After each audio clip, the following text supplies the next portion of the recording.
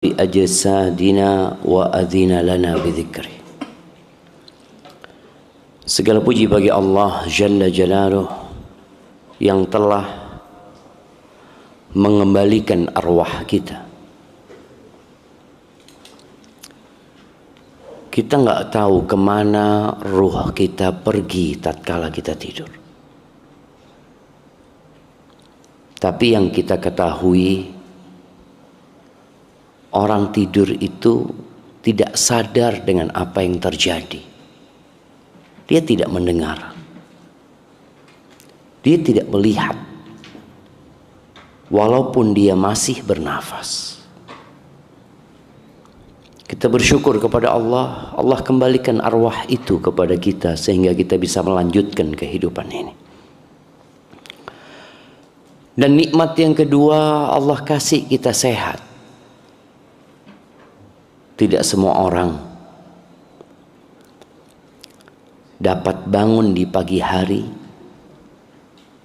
lalu bangkit dari ranjangnya, kemudian dapat berjalan. Kalau kita melihat orang-orang yang sakit, kita akan tahu dengan nikmat sehat. Kita tahu kalau sehat itu tidak bisa dihargai dengan uang. Berapa banyak orang mengeluarkan uang demi untuk mengembalikan kesehatannya, tapi dia tetap sakit. Bahkan sebagian orang sampai mati minum obat. Maka bersyukurlah kepada Allah atas nikmat kesehatan yang diberikan di pagi hari ini, dan setiap hari kita bersyukur kepada Allah. Dan nikmat yang terpenting adalah Allah memperkenankan kita untuk mengingatnya. Sebagian orang bangun sehat tapi hanya untuk bekerja. Jam segini ini yang paling ramai di mana? Pasar. Ngapain orang-orang di sana? Mereka dikembalikan ruhnya, iya. Mereka sehat, iya. Tapi kadang mereka lupa mengingat Allah. Mereka nggak sholat. Bangun pun tidak menyebut nama Allah Azza wa Jal. Maka anak ingin kalau anak datang lagi ke Solo, kajiannya dipindah ke pasar. Siap? Mana panitianya? Loh iya jemaah. Rasulullah SAW datang ke pasar. Pernah Abu Hurairah radhiyallahu anhu datang ke pasar. Pasar Madinah. Pasar sama. Mau di Madinah, mau di sini ya. Cuma perbedaannya, pasar di sana kalau waktu sholat berhenti beraktivitas agar mereka mengingat Allah. Abu Hurairah pernah datang ke pasar Madinah mengatakan, ya ahlas suq ma a'jazakum. Wahai penduduk pasar, betapa lemahnya kalian. Orang pasar adalah orang yang kuat dalam berdagang dan berbisnis. Dia selalu berpikir tidak rugi. Bukan tidak rugi orang pasar ini. Apa pikirannya? Mencari keuntungan dia. Bahkan perhitungan orang pasar itu, kalau ada perbaikan jalan di depan tokonya, biasanya omset dia sehari 200.000 anggap. Gara-gara ada perbaikan jalan, omsetnya jadi 50.000. Apa kata dia? Rugi saya. Yang belum dia dapatkan sudah dihitung sama dia. Padahal rezeki orang tiap hari berbeda. Tapi dia berpikir kemarin 200, sebelumnya 200, sekarang jadi 50.000, rugi anak. Maka Abu Hurairah mengatakan kepada mereka, ma'ajazakum. Betapa lemahnya kalian. Mungkin kalau kasar, betapa bodohnya kalian gitu. Mirathu Rasulullah SAW. Tuh, pusaka Nabi Muhammad SAW sedang dibagikan di masjid. Kalian sibuk di sini. itu orang pasar langsung meninggalkan pasar. Warisan ini ada pusaka yang sedang dibagikan. Abu Hurairah nggak beranjak dari tempat dia. Dia yakin orang pasar ini balik lagi ke pasar. Sudah gerutuk-gerutuk ke masjid, balik lagi ke pasar. Ya Abu Hurairah, nggak ada apa-apa di masjid, nggak ada pembagian apa-apa gitu loh. Terus kalian ngelihat apa? Ya kita ngelihat ada kajian hadis, ada kajian Quran ya, ada orang sedang sholat ya. Kata Abu Hurairah, "Dzaka mirathu Rasulullah SAW." Itu warisan Nabi alaihi salatu wassalam. Innal anbiya lam yuwarithu dinaran wala dirhaman. Para nabi itu tidak mewariskan emas dan perak, enggak. Wa innama warrathul ilm. Yang diwariskan oleh para nabi itu apa? Ilmu. Ini kita sekarang sedang membagi warisan Nabi SAW. Ilmu ini warisan Nabi SAW. Kalau mau tahu siapa orang yang beruntung, faman akhadha bihi akhadha bihadzin wafir. Barang siapa yang dapat warisan Nabi, itu orang yang sangat beruntung sekali. Cuma kan kadang-kala orang nggak sampai ke sana pikirannya. Kalau kita dengar imam kita tadi membacakan surat Al-A'la yang disunnahkan untuk dibaca saat kumpulnya manusia pada hari Jumat, pada salat Id, pada salat istisqa. Bal tu'thirunal hayatad dunya. Akan tetapi kalian lebih mementingkan kehidupan dunia. Iya. Kalian lebih mengutamakan kehidupan dunia. Padahal dunia itu fana. Padahal dunia itu sementara. Padahal dunia itu akan ditinggalkan. Wal akhiratu khairun wa abqa.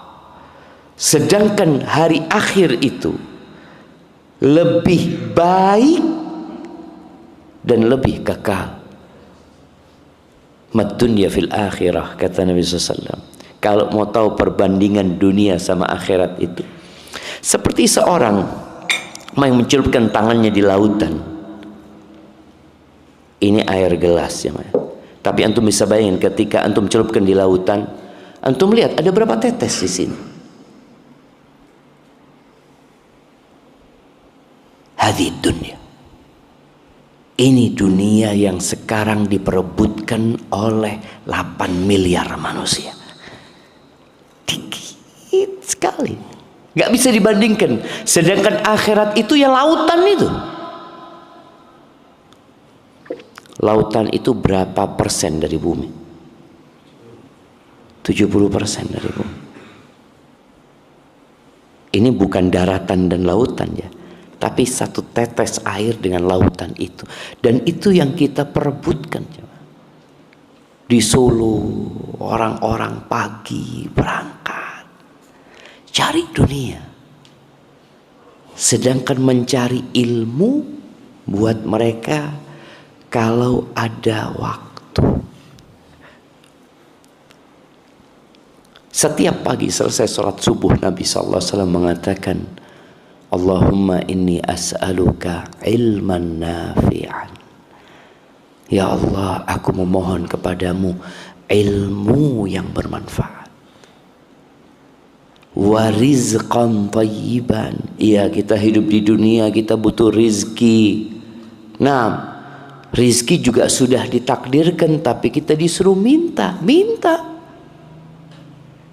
Jangan mengatakan udah ditakdirkan Ustaz. Nah, minta. Karena meminta itu bentuk penghambaan kita kepada Allah. Ad-du'a huwal ibadah. Doa itulah ibadah. Wa amalan mutaqabbala, dan minta kepada Allah amalan yang diterima. Allahumma salli wa sallim ala abdika wa rasulika Sayyidina wa maulana Muhammadin wa ala alihi wa ashabihi ajma'in. Amma ba'd. Jamaah rahimakumullah, kita ini ngaku ahlu sunnah wal jamaah. Nah, ana mau tanya sama antum. Kemarin berapa kali antum bersalawat buat Nabi SAW? Kemarin, kalau biasanya 17 kali itu pas sholat. Oh, sama kayak yang lainnya. Nah, 17. Enggak, sholat juga bisa lebih. Bisa 17 kali. 17 kali. 5 kali. Ya, 17 sama kebiasaannya habis maghrib itu baru isya itu. Kadang ya sering lupa jujur. Nah, jujur ya, insya Allah anak kasih hadiah antum karena jujur. Kalau antum nggak jujur nggak anak kasih hadiah. Nah, jamaah, kita bicara penuntut ilmu. Kita bicara orang yang sudah semangat untuk belajar. Tapi terkadang masalahnya kita nggak semangat untuk beramal.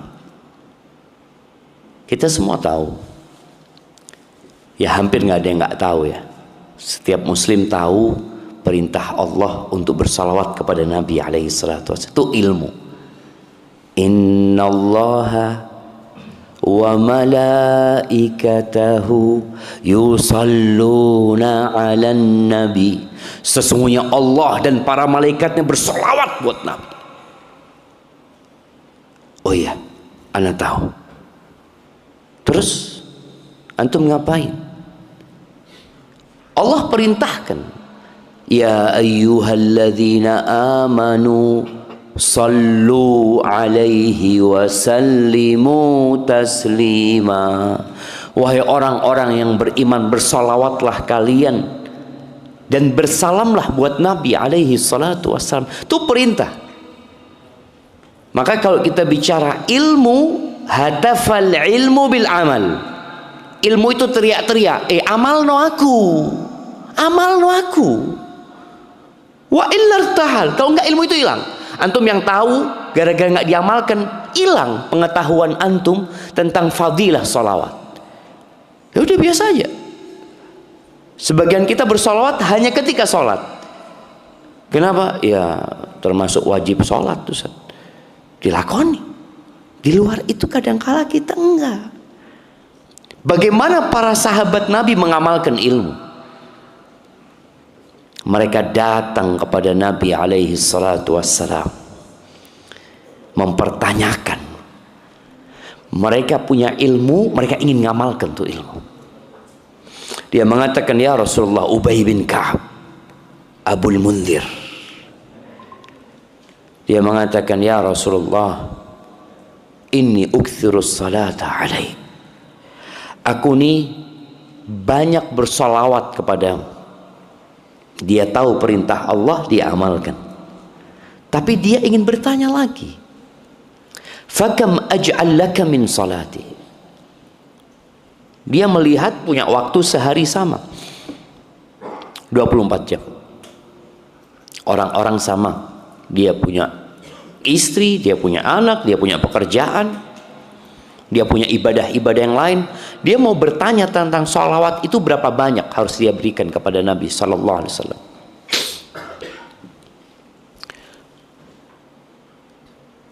Jamaah, aslinya bisa dibuat gitu. Swingnya berapa banyak aku harus jadikan doaku itu isinya sholawat kepadamu. Kata Nabi SAW, masyita, terserah engkau. Gimana kalau seperempatnya? Gimana kalau setengahnya? Gimana kalau 2/3-nya? Setiap sahabat ini menawarkan kepada Nabi SAW. Apa kata Nabi SAW? Masyita, terserah engkau. Terserah. Wallahi betul ya, hidup ini terserah. Antum mau baca 1 hari 1 lembar, terserah. Mau baca 1 juz, terserah. Mau baca 10 juz, terserah. Akhirnya sahabat ini berpikir, Idzan aj'al laka min salati kullaha. Kalau gitu semua doa-doaku isinya salat buat engkau ya Rasul. Apa kata Nabi SAW? Idzan tukfa hammak wa yaghfirullahu laka dzambak. Kalau itu yang kau lakukan, semua kegundahan akan hilang dari dirimu. Kita tahu yang namanya bahagia itu tenang dan tentram hatinya. Bahagia itu bukan bicara harta. Bahagia itu bukan bicara popularitas. Bahagia itu bukan bicara istri, anak. Apakah orang yang punya istri pasti bahagia? Jemaah, belum tentu. Sebagian datang ke masjid pagi-pagi karena sumpah kuat sama istrinya datang. Nah, sebagian malas pulang ke rumahnya. Kadang-kala milih ikut kajian di masjid. Karena kalau pulang ke rumah, aduh sudahlah, harus sabar. Alhamdulillah. Bahagia tadi bukan bicara anak. Jangan berpikir orang yang punya anak bahagia. Berapa banyak wanita-wanita yang punya anak yang ingin memasukkan anaknya kembali ke perutnya. Kalau bisa, anak masukkan lagi tuh anak. Tapi gimana? Bahagia itu kedamaian dan ketenangan, ketentraman di dalam hati, dan itu didapatkan dengan salawat kepada Nabi SAW. Tukfaham, selesai. Antum lagi pening, Allahumma salli wa sallim ala Muhammad. Wallah, masalah antum, demi Allah, problematika antum sebesar apapun tidak lebih besar dari masalah yang dihadapi Nabi Muhammad SAW. Enggak. Asyaddun nasi bala'an al-anbiya. Yang paling berat cobaan dan balaknya itu siapa? Para nabi. Dan di antara semua nabi yang ada, siapa yang paling mulia? Nabi kita Muhammad alaihi salatu wassalam. Sehingga beliau yang paling berat balaknya. Terus antum mau senang-senang, antum ingat sama Nabi sallallahu alaihi wasallam. Enggak seberapa masalah yang aku hadapi, ya Allah. Dan dosa-dosamu diampuni. Ini yang namanya fid dunya hasanah wa fil akhirati hasanah. Maka jamaah rahimakumullah, nasihat yang pertama buat antum, perbanyak salawat buat Nabi SAW. Dan buat ana juga, ilmu yang dipelajari tolong diamalkan. Fadilah ilmu semua tahu.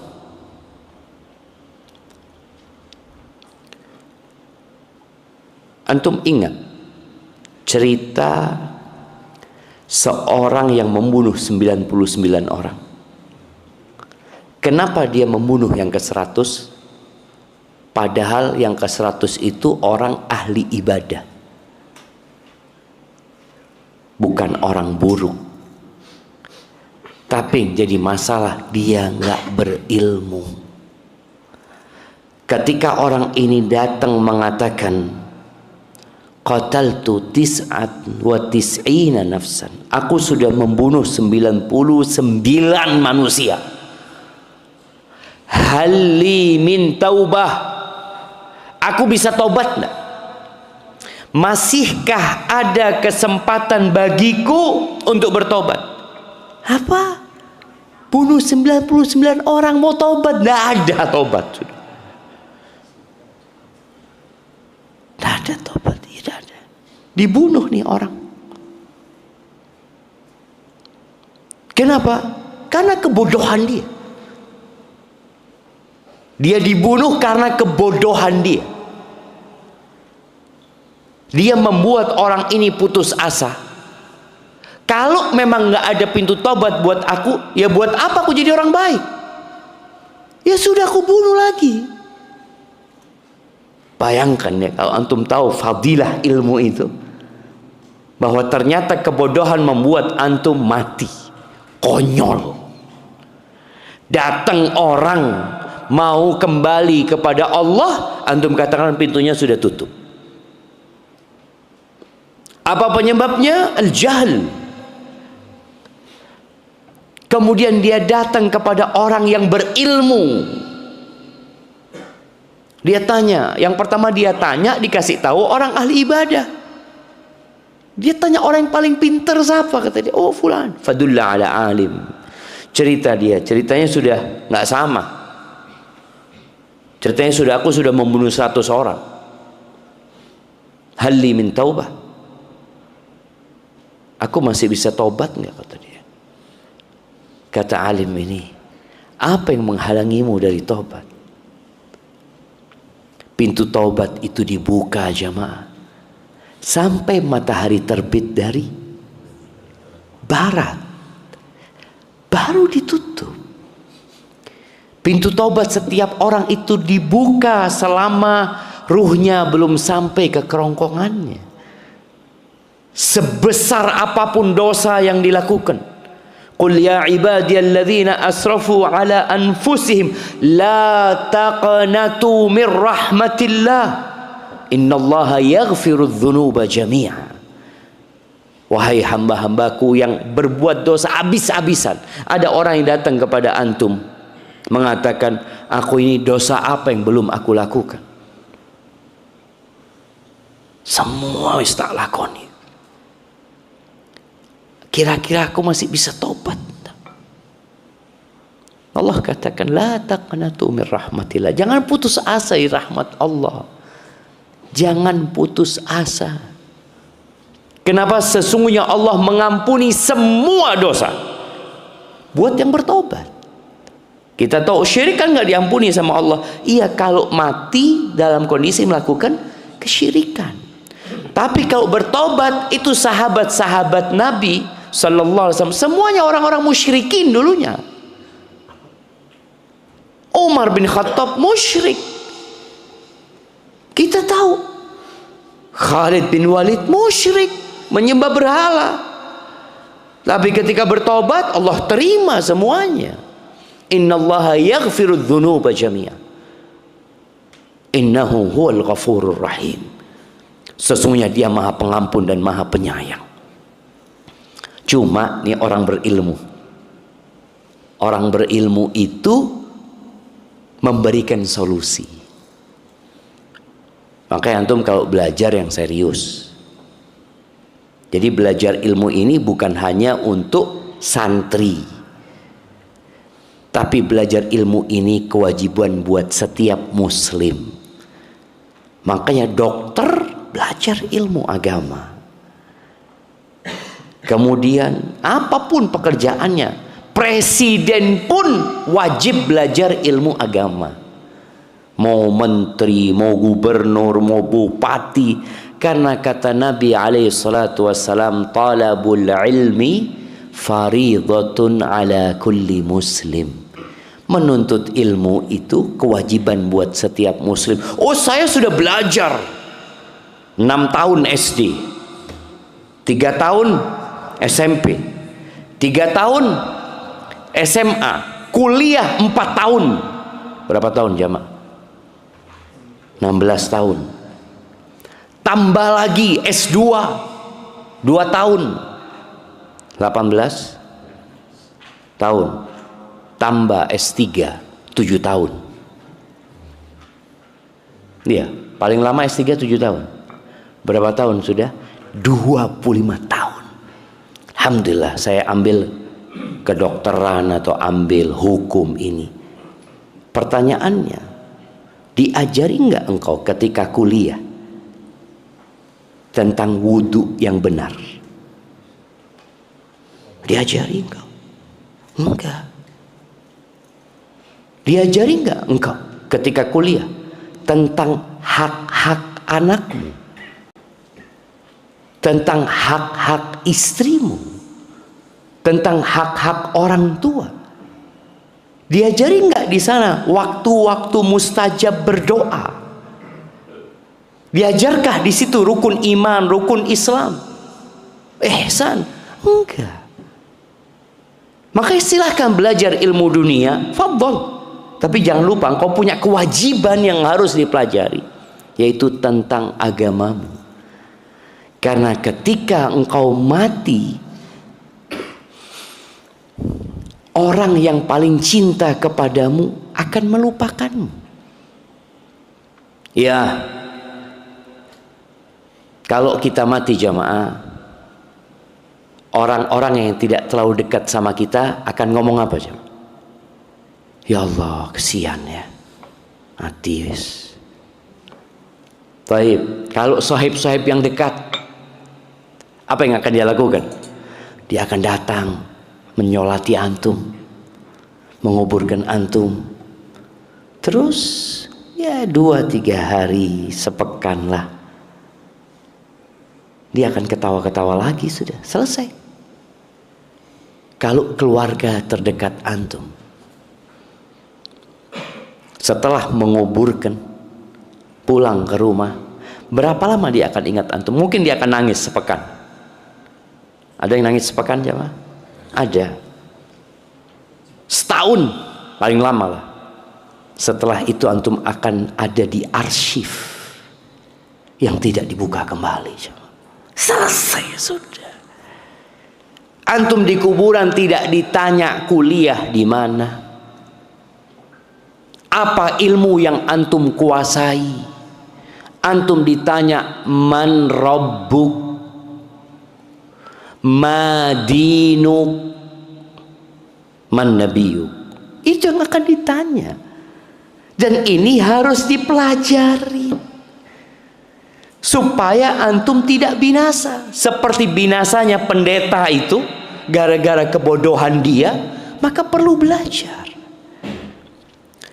Rasulullah sallallahu alaihi wasallam mengatakan fadlul alim 'alal 'abid.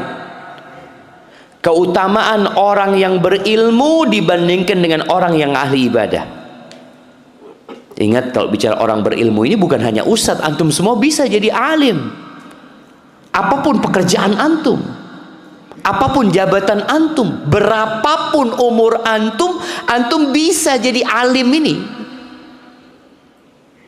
Nggak ada, aduh anak sudah telat ustaz, nggak ada telat jemaah. Walhamdulillah belajar ilmu agama ini, antum tinggal duduk. Tapi kalau mau jadi alim itu duduk bawa apa? Bawa catatan. Kalau mau jadi mustami, jadi orang itu yang hadir di majelis ilmu itu, ada mustami, ada muta'allim, ada alim. Mustami itu bawa kuping sambil iya, masya Allah, nah, sambil itu mustami karena cuma bawa kuping.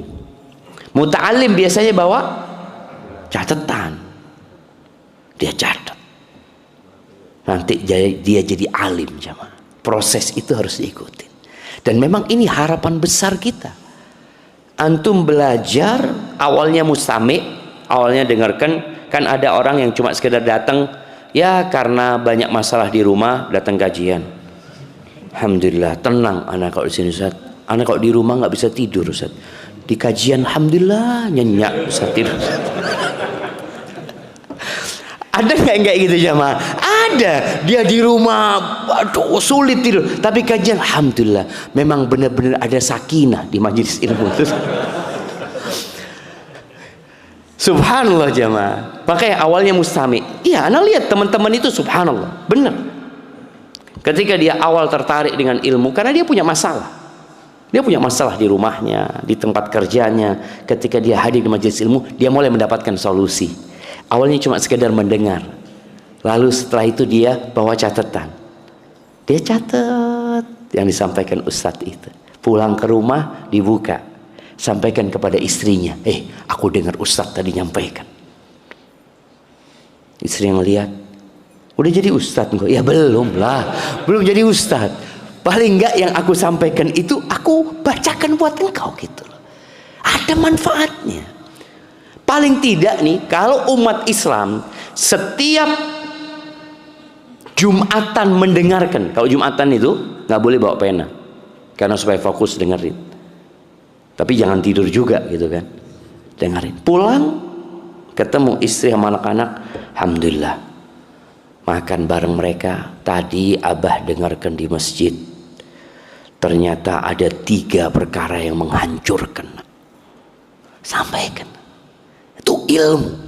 Kenapa ilmu ini lebih utama daripada orang yang ahli ibadah? Karena manfaat ilmu itu menyelamatkan orang itu sendiri dan dapat digunakan menyelamatkan orang lain. Maka Nabi mengatakan alaihi salatu wasallam, fadlul alim 'alal 'abid ka fadlil qamari lailatal badri 'ala sairil kawakib.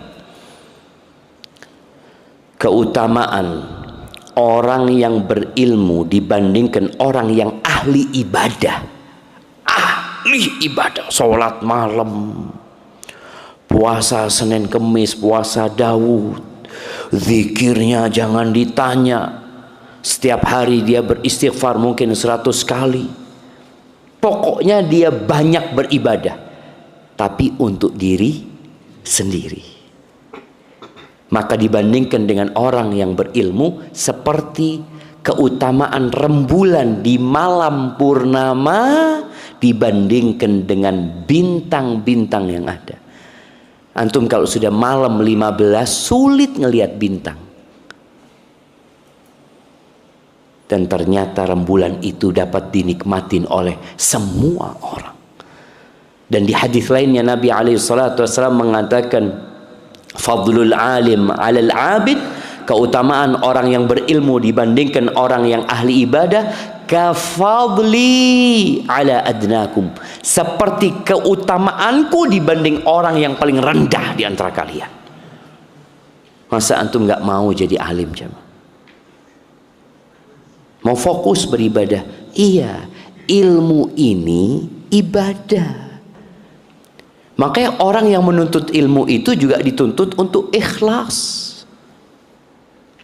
Imam Ahmad pernah membuat sebuah pernyataan. Beliau mengatakan, talabul ilmi la ya'diluhu syai'.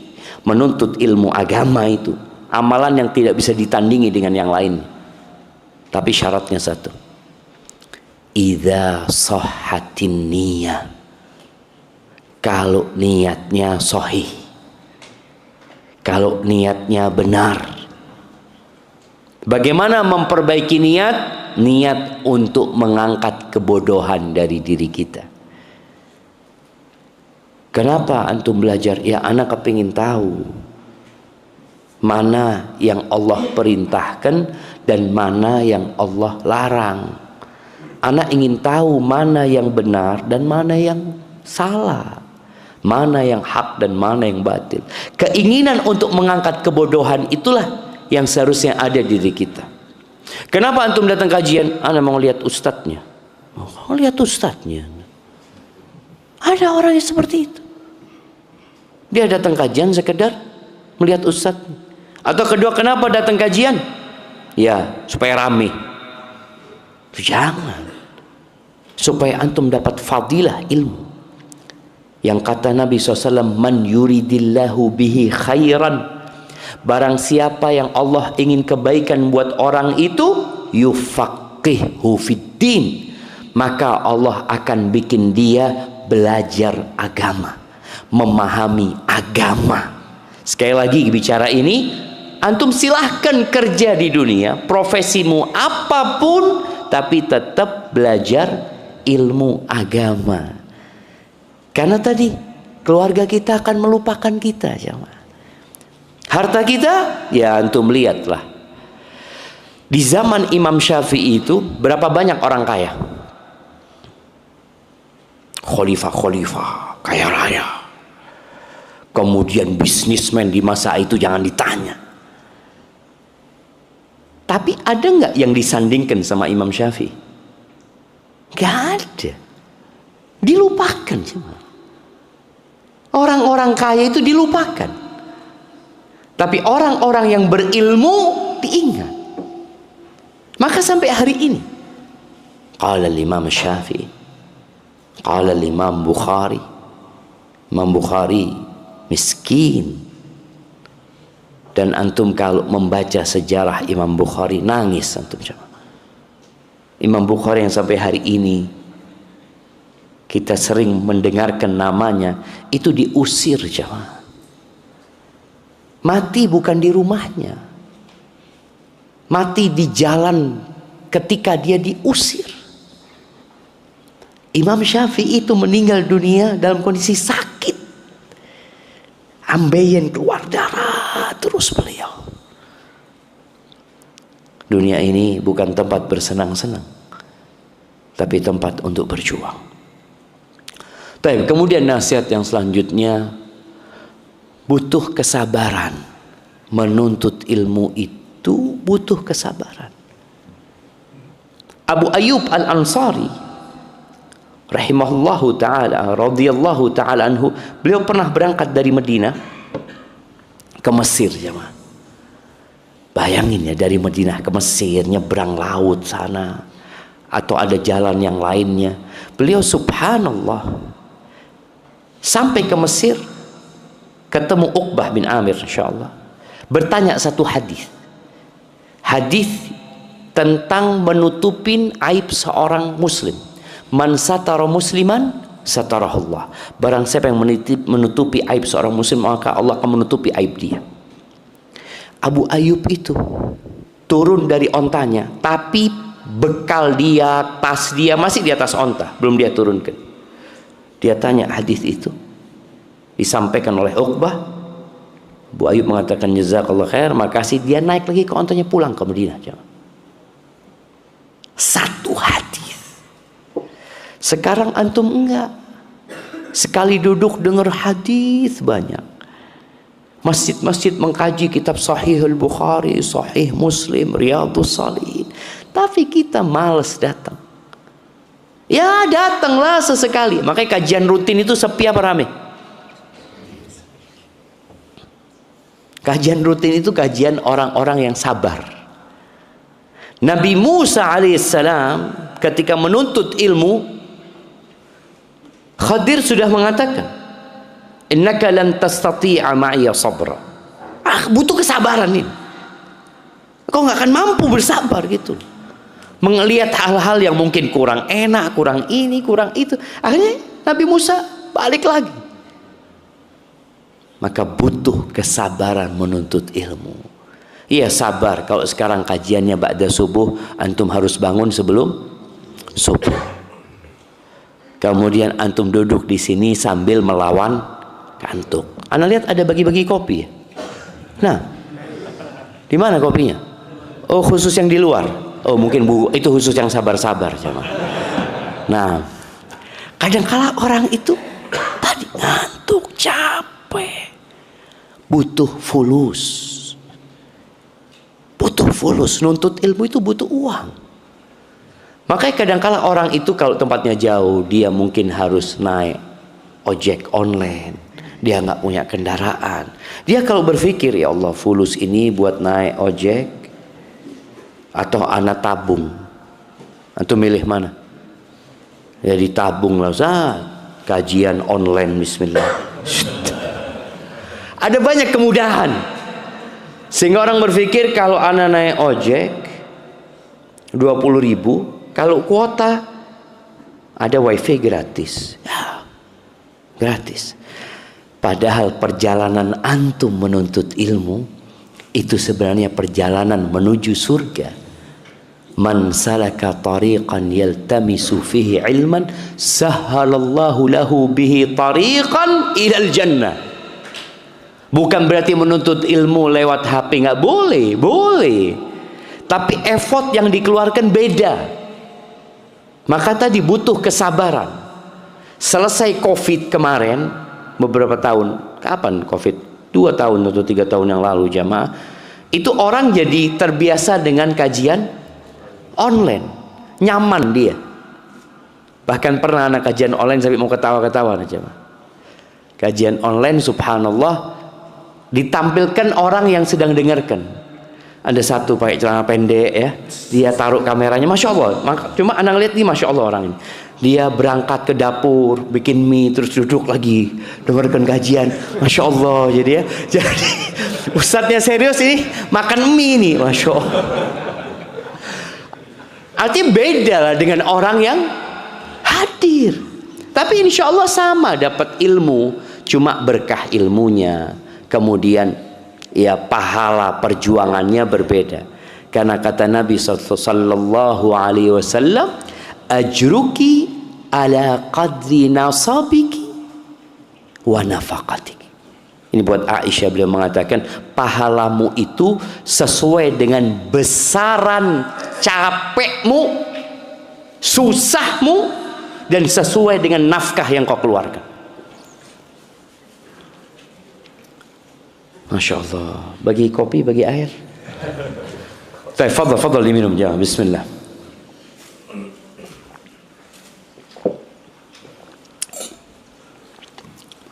Nah, alhamdulillah. Kesabaran dalam menuntut ilmu ini harus sering di refresh, disegarkan kembali. Dengan cara apa? Antum baca, antum dengarkan kembali bagaimana perjuangan para ulama dahulu nuntut ilmu, yang sekarang sudah sangat dimudahkan.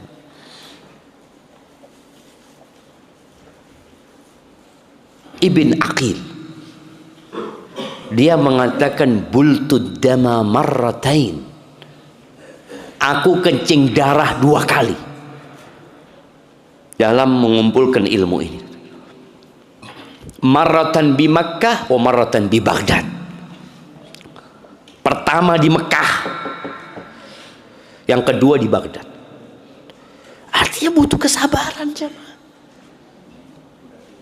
Maka tolong ketika sabarnya antum mulai habis, antum merasa apa sih manfaatnya anda dapat ilmu? Wallah lebih manfaat daripada antum sholat malam. Asalkan ilmunya diamalkan. Setelah antum dapat ilmu, antum amalkan. Tapi kemudian yang terakhir,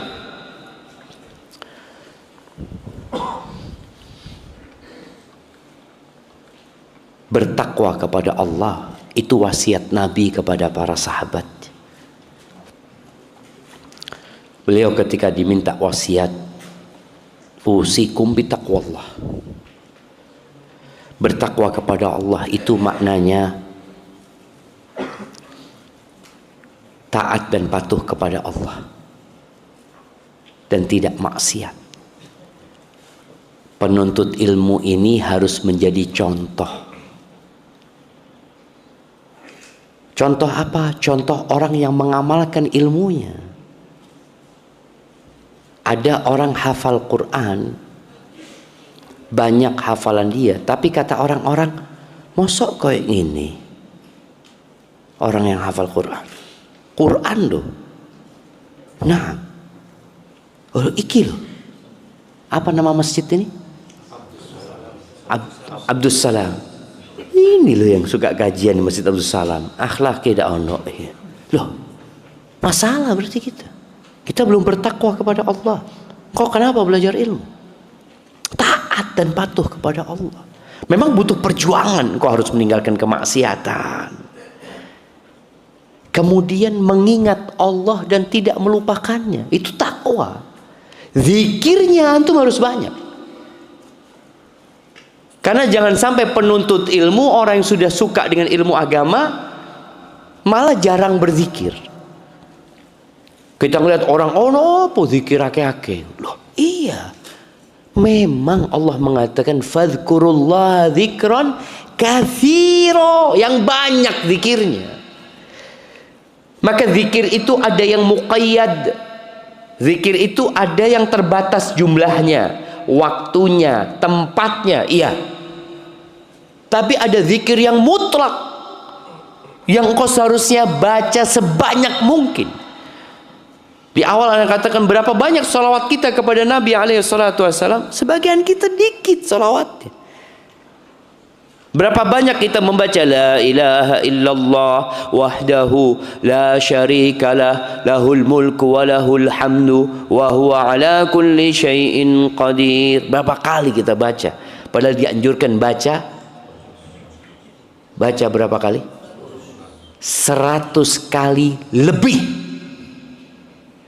bukan 100 kali, 100 kali lebih. Artinya yang bisa baca lebih itu lebih baik, kata Nabi SAW. Artinya antum bisa baca 150, 170, 700. Kita ini sekarang kalau pegang handphone berapa jam? Seret, sampai ngapalan sini. Kalau disuruh apa? Fingerprint sudah nggak kelihatan ini kan? Karena terlalu sering. Nah, coba antum jamaah, duduklah, dihitung, 100 dihitung. Disunahkan ngitung pakai jari. Boleh ngitung pakai tasbih, boleh. Karena itu sekedar alat menghitung. Tapi lebih baik pakai jari. Jangan kemudian antum pakai tasbih keliling-keliling bawa tasbih loh. Itu bukan perhiasan, itu alat hitung. Kan sekarang sudah jadi perhiasan. Perhiasan di mana? Di lengan, di dada. Itu alat menghitung. Dan alhamdulillah Allah kasih kita alat hitung yang gak ketinggalan. Tangan. Kalau itu masih ketinggalan, aduh ketinggalan. Kenapa? Tidak jadi wiritan. Loh, karena dia terbiasa dengan alat itu. Akhirnya ketika alat itu nggak dibawa, dia jadi nggak berpikir. Enggak, engkau punya tanganmu, terus kau gunakan. Maka takwa kepada Allah yang sebenarnya itu adalah banyak zikir dan tidak melupakan Allah. Di pasar baca doa masuk pasar. Naik motor baca doa naik motor. Kemudian antum masuk rumah baca doa, makan baca doa, masuk toilet baca doa, keluar toilet baca doa. Itu wasiat buat para penuntut ilmu, bertakwalah kepada Allah. Jadi ingat selalu sama Allah Azza wa Jalla. Kemudian yang terakhir, orang yang bertakwa itu tadi Anda sebutkan wasiat terakhir, bertakwa kepada Allah. Takwa kepada Allah, patuh dan tidak bermaksiat. Yang kedua, mengingat Allah dan tidak melupakannya. Dan yang ketiga adalah bersyukur dan tidak kufur. Kita ini para penuntut ilmu kadangkala banyak kufur nikmat. Dia mengatakan, Ustadz, sejak ana sholat di shaf pertama, sholat malam, ana tinggalkan kehidupan yang lalu, kok rezeki ana semakin sempit, Ustadz ya? Kerja sana, kerja sini, kayaknya nggak ada solusi. Dia lupa nikmat dia ada di shaf pertama. Dia lupa tuh nikmat. Dia pikir nikmat itu fulus, harta. Padahal wallahi ada ribuan orang yang tidak pernah bisa di shaf pertama. Engkau bisa di shaf pertama, itu fadlun minallah. Itu karunia dari Allah Azza wa Jalla. Engkau bisa baca Quran 1 juz, wallah nikmat jamaah. Cuma sekarang kita tidak merasakannya. Sehingga banyak orang kufur nikmat. Dia bahkan berprasangka buruk kepada Allah Azza wa Jalla. Kok setelah anak hijrah hidup anak semakin sulit ya? Kok engkau dikasih nikmat yang lebih baik dari dunia dan isinya. 2 rakaat sebelum subuh itu khairun minad dunya wa ma fiha. Lebih baik dari dunia dan isinya. Cuma orang tidak menganggap itu nikmat, sehingga dia kadangkala kufur sama Allah Azza wa Jalla. Engkau bisa jalan kaki itu nikmat. Jalan kaki ke masjid lagi. Ketika orang jalan kaki ke pasar, engkau kakinya ke masjid. Ya Allah, alhamdulillah. Alhamdulillah Allah. Bersyukur kepada Allah. Dan yang menyebabkan kita lebih bersyukur kepada Allah itu adalah dengan melihat kepada yang di bawah kita dalam urusan dunia. Karena standar nikmat buat kebanyakan manusia itu adalah harta. Maka lihat kepada yang lebih susah daripada antum, antum akan mengatakan alhamdulillah. Itu yang dapat Anda sampaikan jamaah pada kesempatan kali ini. Anda mohon maaf karena masih banyak kegiatan lainnya. Tapi Ana bersyukur bisa sampai ke Masjid Abdus Salam. Dan semoga ilmu yang kita pelajari itu bisa kita amalkan. Dan semoga kita bisa bersabar jamaah hadir di kajian-kajian rutin. datang walaupun capek ini itu. Kadang-kala ya Allah penyampaiannya ustadznya kurang zen ustadz. Kadang-kala udah ilmunya yang antum ambil. Antum dapat 2-3 hadis wallahi lebih baik daripada antum dapat jutaan rupiah. Aqulu qawli hadza wa astaghfirullah li wa lakum wa li sa'iril mu'minin wal mu'minat fastaghfiruhu innahu huwal ghafurur rahim. Assalamualaikum warahmatullahi wabarakatuh.